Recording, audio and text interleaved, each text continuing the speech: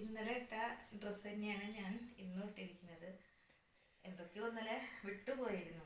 അതിൽ പ്രധാനപ്പെട്ടുള്ള ഒരു കാര്യം, ഈ ഡ്രസ്സിൽ ചെയ്തിട്ടുള്ള ഈ ഇലകൾ പോലത്തെ പൂവ് പോലത്തെ ഈ സംഭവം ചെയ്തിരിക്കുന്നത് സാധാരണ മിഷ്യൻ നൂല് വെച്ചിട്ടാണ്. നമ്മളൊക്കെ എംബ്രോയിഡറി പഠിക്കുന്ന സമയത്ത് അതിനായിട്ട് അഡീഷണൽ നൂല് വാങ്ങിച്ചിട്ടാണ് ചെയ്യാറുള്ളത്. ഇതും ഒരു ചേച്ചി എനിക്ക് പറഞ്ഞു തന്ന ടിപ്പാണ്. അപ്പോൾ അത് വെച്ചിട്ട് തന്നെ കുറേ വർക്ക് ഞാൻ ചെയ്തിട്ടുണ്ട്. ഒന്നിൻ്റെയും ഫോട്ടോസ് കയ്യിലില്ല, എങ്കിൽ പോലും ഇത്രയും വർഷം കഴിഞ്ഞിട്ട് കളർ പോകുന്നില്ല. പിന്നെ ഉള്ളത് പറയാനുള്ളത്, ഈ ഷോളാണ്.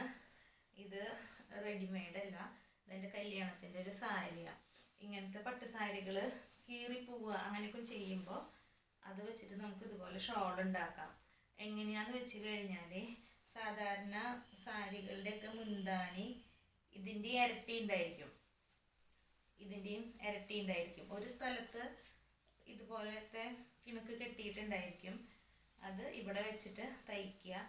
ഇതിൽ അറിയാതിരിക്കാനുള്ള ഒരു സൂത്രം എന്താണെന്ന് വെച്ചാൽ, ഇതിൻ്റെ ബാക്കിലത്തെ തയ്യൽ തുമ്പില്ലേ, ടൈലറിങ് കുറച്ചറിയുന്ന ആൾക്കാർക്ക് അറിയുണ്ടാവും.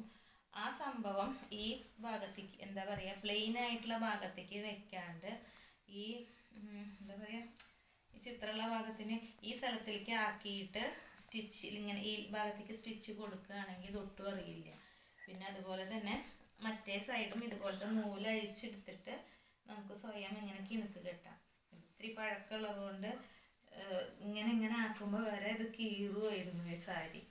അപ്പോൾ നമുക്കത് കൂടുതൽ കാലം യൂസ് ചെയ്യാം. പിന്നെ അത് ഷോള് നീട്ടം കൂടിയപ്പോൾ സൂചി കുത്തി വെക്കണ്ടല്ലോ വെച്ചിട്ട് ഞാൻ സൂചി നൂൽ പ്ലീറ്റ്സൊക്കെ എടുത്ത് സൂചി നൂലുകൊണ്ടൊക്കെ തുന്നി കുത്തി. ഇതിന് പച്ച പാൻ്റായിരുന്നു ഞാൻ ഇട്ടിരുന്നത്. പാൻ്റൊക്കെ നാശമായി. അത്രയേ ഉള്ളൂ.